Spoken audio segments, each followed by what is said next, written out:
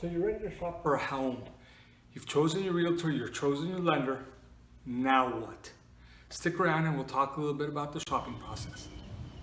Hi, I'm Robert Cackett with Xtreme International Realty. Here serving South Florida and here to help you reach your real estate goals.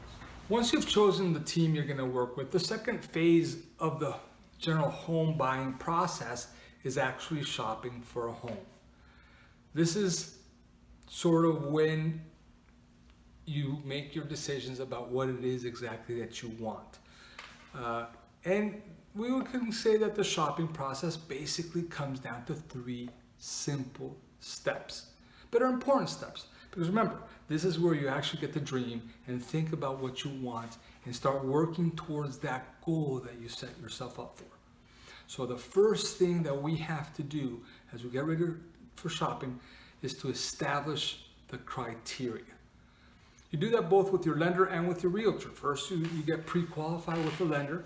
The lender will let you know exactly how much of a monthly payment on paper you can afford and how does that translate into a purchase price. Obviously, you probably already have an idea of the purchase price you're looking for, but the lender will actually cement it and provide you the pre-approval necessary for you to go shop. Next is a conversation with your realtor. This is where you actually sit down and start looking at the characteristics of what you're looking for. Location, type of home. For example, you have to know whether you want a condo by the beach. Do you want to be off the boardwalk in Hollywood, or do you want to be in a condo in Brickell?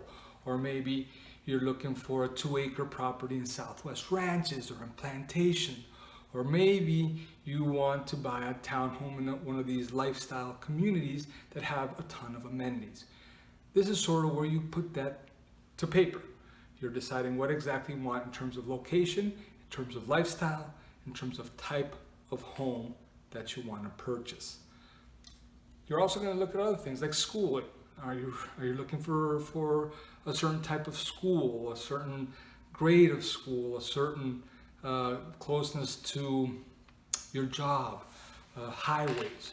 All these things come into play when you're choosing your next home. So it's important for you to talk about this criteria and cement it to know what it is you're going to be shopping for. Once you have that criteria down, then for all intents and purposes, we go shopping. You're going to start looking usually online for properties. You're going to get curated lists from your realtor within the criteria you spoke about. You're going to be doing your own shopping a lot of times also via websites or different kinds of apps that you may have, looking for properties that will fit all or most of your criteria. Once you do that and you sort of pinpoint ones that you like or areas that you like, then you start scheduling showings through your realtor to go look at the properties physically or virtually, depending on what your particular situation is. This is where you kick the tires. You actually can go in and make sure that the room works for you. You can start putting the couches in different ways in the living room and see if the beds are going to fit. You sort of get the feel. And you keep doing that until you find one that you like and one that you actually want to buy. You can see yourself in that home. And that brings us to the third step of the shopping process, which is actually making offers. Once you find that house that you like, your next step is really to sit down with your realtor and start looking at what you want to offer for this home. You got to look at the list price, what it's on the market for. You have to look at comparative sales that have happened usually in the same subdivision or community within, let's call it, the last 3, maximum 6 months, to give you an idea of where prices are. You look at that, you compare it to the list price, and you come up with the offer you want to make. Once that number is reached and the conditions that you're offering also in terms of down payment and all the other things that you've talked about previously, you put that offer on paper. Here in Florida, most of our offers are written up on an as-is contract to purchase. That signed contract is then sent to the selling party in this case, where they will review.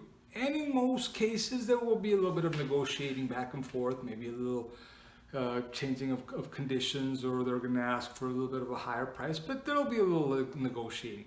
And once we agree, once there is a meeting of the minds, once everybody is on board and the contract is signed, congratulations. We have an executed contract and you're on your way to owning it. The shopping stage of the the home purchasing process can be a lot of fun, actually, because this is where you get to dream and get to put on paper the criteria that you're looking for in your next home. You know, you get to go look at different houses and imagine yourself there. And then it sort of materializes when you make an offer and you get that offer accepted.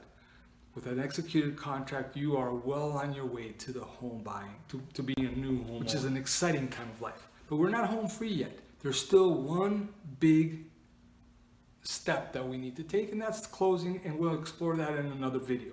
So I hope that you liked this video and it's been helpful. And if you want more information or you want to learn about the closing process, well, click on the comments below and we'll be able to take you there.